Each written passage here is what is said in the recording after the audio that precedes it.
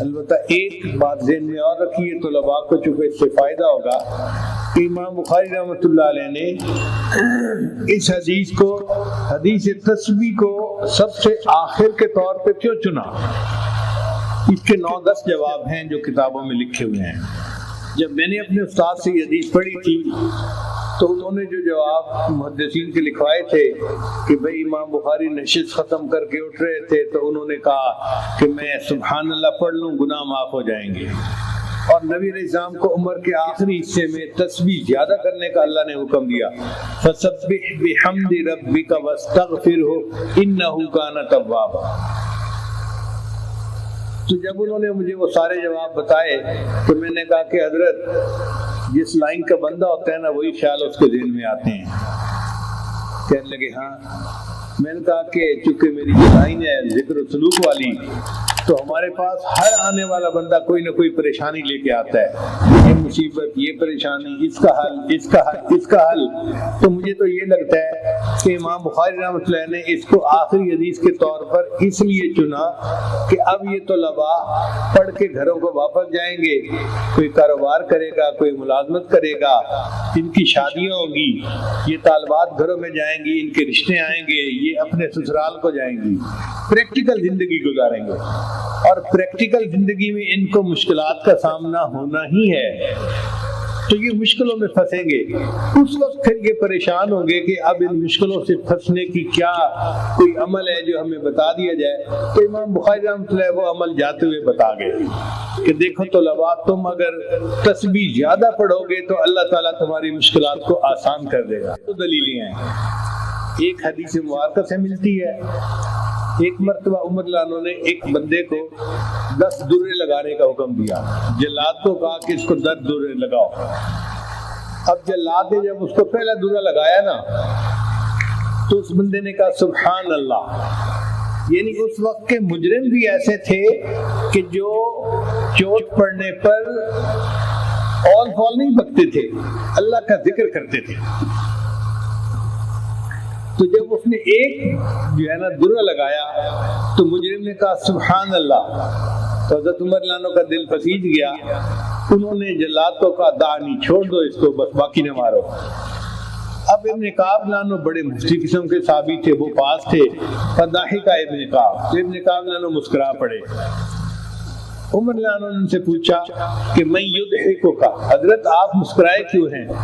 وہ کہنے لگے کہ میں حیران اس بات پہ ہوں کہ سبحان اللہ نے اس بندے کی سزا میں تخفیف کر دی، تو سبحان اللہ بندے کی سزا کو چھوڑا کروا دیتا ہے۔ یہ تو حدیث پاک سے اس کی دلیل ہے، اور قرآن پاک سے اس کی دلیل یہ ملتی ہے کہ حضرت یونس علیہ السلام اللہ کے منشا سے مچھلی کے پیٹ میں چلے گئے۔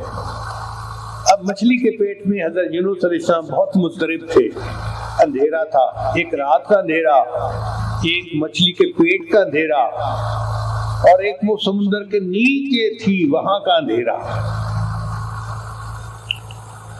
حضرت یونس علیہ السلام کو مچھلی کے پیٹ سے نکلنے کا کوئی ایگزٹ نظر نہیں آتا تھا، کوئی راستہ نظر نہیں آتا تھا کہ کوئی خروج کا دروازہ مل جائے۔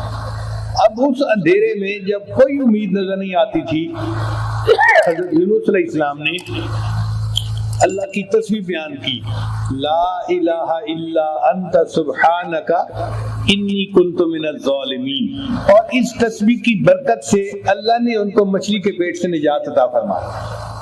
قرآن مجید میں اللہ فرماتے ہیں فلولا انہ کان من المسبحین، اگر یونس علیہ السلام اللہ کی تسبیح بیان نہ کرتے، للبث فی بطنہ الی یوم یبعثون، وہ قیامت تک مچھلی کے پیٹ کے اندر ہی رہتے۔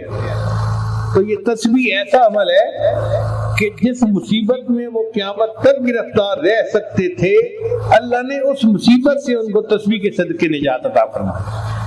تو اللہ جانتے تھے کہ یہ بچیاں گھر کو جائیں گی، اب کسی کے رشتہ ہی نہیں آئے گا، وہ حالات کی مچھلی کے پیٹ میں پھنس جائے گی۔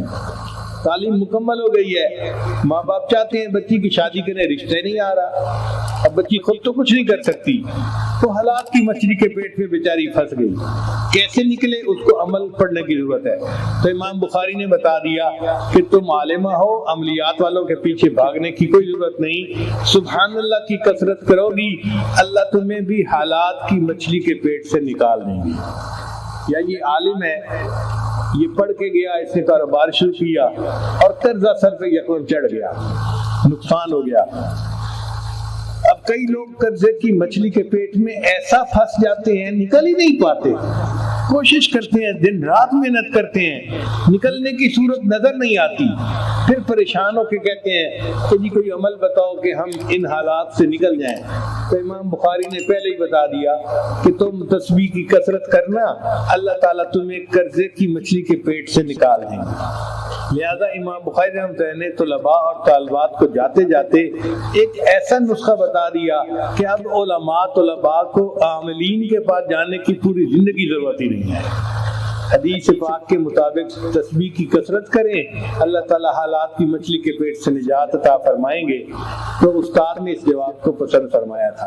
بہرحال یہ چند باتیں میں نے پیش خدمت کی، جو غلطی کوتاہی تھی وہ میری طرف سے ہے، اور اگر میں نے کچھ اچھی باتیں کی تو یہ اللہ کی طرف سے ہے۔ اللہ اپنا احسان ہمارے اوپر جاری رکھے اور ہمیں دین کی خدمت کے لیے قبول فرمائے۔ ان بڑے علماء کے سامنے کچھ کہنا میرے لیے مشکل تھا، بہرحال ہمت کر کے میں نے کچھ کہہ دیا ہے۔ جزاکم اللہ۔ ایمان یہ ہے کہ امام بخاری رحمۃ اللہ نے حدیث تسبیح اس لیے بیان کی آخر میں کہ انہوں نے طلباء کو ایک عمل بتا دیا کہ عزیز طلباء، اب بخاری شریف تو ختم ہو گئی، اب تم اپنے گھروں کو جاؤ گے اور پریکٹیکل لائف میں تمہارا واسطہ پڑے گا۔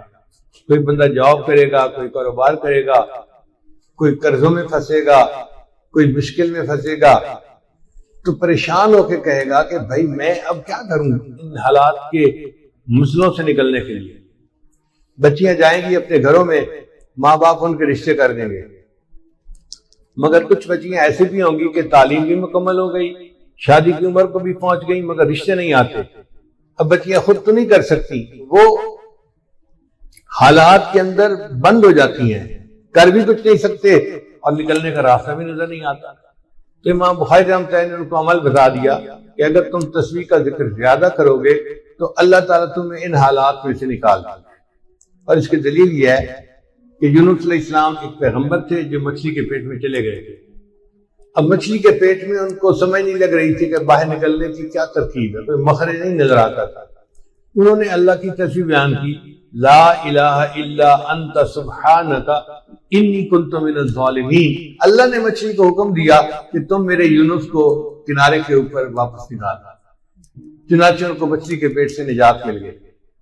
اللہ تعالیٰ قرآن میں فرماتے ہیں فلولا انہ کان من المسبحین، اگر یونس علیہ السلام میری تسبیح بیان کرنے والے نہ ہوتے للبث فی بطنہ الی یوم یبعثون، تو وہ قیامت تک مچھلی کے پیٹ ہی میں رہ جاتے۔ مصیبت اتنی بڑی تھی کہ قیامت تک انہوں نے مچھلی کے پیٹ میں رہنا تھا، مگر تسبیح پڑھنے نے مچھلی کے پیٹ سے نجات عطا فرما دی۔ تو کئی مرتبہ لوگ قرض کی مچھلی کے پیٹ میں پھنس جاتے ہیں، نکلنے کا راستہ نظر نہیں آتا۔ تو امام بخاری نے چاہا کہ عزیز طلباء، تمہیں عاملوں کے پاس جانے کی ضرورت نہیں ہے، میں بتا دیتا ہوں اس حدیث تسبیح کو پڑھ لیا کرنا، اللہ تمہیں حالات کی مچھلی کے پیٹ سے نکال دے گا، اللہ تمہیں قرض کی مچھلی کے پیٹ سے نکال۔ اور یہ تجربہ شدہ بات ہے، آپ کسی مشکل میں پھنسے ہیں، آپ تسبیح کا ذکر کریں، پھر دیکھیں اللہ اس مچھلی کے پیٹ سے کیسے نکال دیتے ہیں۔ ایک اور بھی روایت ہے کہ حضرت عمر رضی اللہ عنہ کے پاس ایک مجرم کو لایا گیا اور انہوں نے جلاد کو کہا کہ اس کے 10 جوتے لگاؤ۔ اب جلاد نے جب پہلا اس کو جوتا لگایا نا تو وہ کہنے لگا سبحان اللہ، یعنی اس زمانے کے مجرم بھی ایسے تھے جو آل فال نہیں بکتے تھے، بلکہ ان کو اگر ضرب پڑتی تھی تو وہ سبحان اللہ کا ذکر کرتے تھے۔ تو جب اس نے سبحان اللہ کہا نا تو عمر رضی اللہ عنہ نے جلاد کو اشارہ کیا، دا ہو، اس کو چھوڑ دو، ایک ہی کافی ہے۔ ابی بن کعب رضی اللہ عنہ ایک مفتی قسم کے صحابی تھے، وہ پاس بیٹھے ہوئے تھے، فضاحی کا وہ مسکرا پڑے۔ تو عمر رضی اللہ عنہ کو تعجب ہوا، انہوں نے پوچھا میں یدریکو کا، حضرت آپ مسکرائے کیوں ہیں؟ ان کا والذی نفسی بیدہ، قسم ہے اس ذات کی جس کے قبضے میں میری جان ہے، سبحان اللہ کے ذکر نے اس بندے کی سزا میں کمی کروا دی۔ 10 کا آپ نے حکم دیا تھا، 1 پہ معاف کر دیا۔ اس کا مطلب یہ کہ سبحان اللہ کے ذکر نے عذاب کو کم کر دیا۔ تو یہ سبحان اللہ کا ذکر ہماری زندگی کی مشکلات کو کم کر سکتا ہے، عذاب کو کم کر سکتا ہے، اور ہمیں ان پریشانیوں سے نجات دے سکتا ہے۔ اس لیے امام بخاری نے یہ حدیث آخر میں بیان فرمائی۔ تو ہمارے استاد نے اس جواب کو بہت پسند فرمایا۔